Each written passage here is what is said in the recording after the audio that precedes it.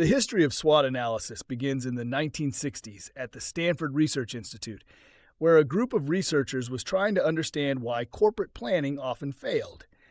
They found that organizations frequently made strategic decisions without a clear grasp of their internal capabilities and external environment.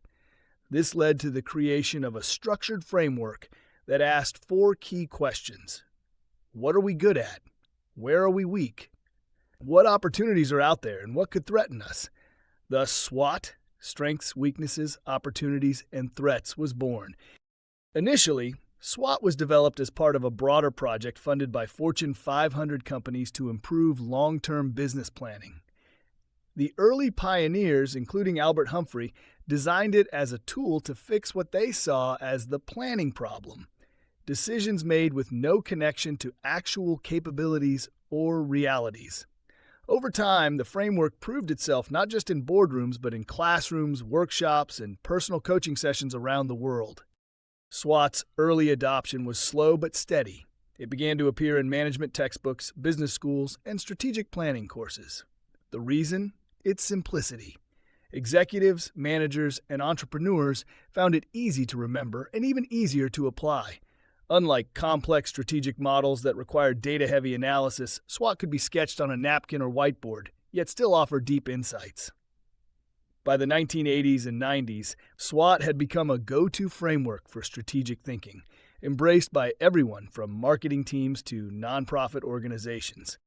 What makes SWOT enduring is its adaptability. While it was originally intended for corporate strategy, people quickly realized its value in many other contexts. Startups used it to map out market fit. HR teams applied it to employee development. Educators began teaching it as a tool for student self-assessment. Even governments and NGOs incorporated it into policy planning and social programs. SWOT had gone global, and its flexibility made it timeless. The digital era brought new challenges and opportunities for SWOT. With the rise of big data, AI, and real-time analytics, many questioned whether a simple four-quadrant framework could still hold value. But rather than being replaced, SWOT evolved. Today, it's often used in conjunction with other tools like pestle analysis, Porter's 5 forces, and scenario planning. It's integrated into software platforms and strategic dashboards. You'll find it in annual reports, investor pitches, and leadership retreats. More recently, SWOT has taken on new roles in agile organizations. It's used in sprint planning, risk assessments, and innovation labs. Teams conduct micro-SWOTs for specific products or launches. Personal SWOTs help professionals navigate career changes or build leadership skills. What began as a tool for long-range planning has become a versatile method for rapid insight and alignment. And now, we're seeing the rise of automated SWOT analysis powered by artificial intelligence. New tools can scan financial data, social media, customer feedback, and market trends to auto-generate SWOT grids in minutes. This gives strategists more time to interpret and act, rather than collect and categorize.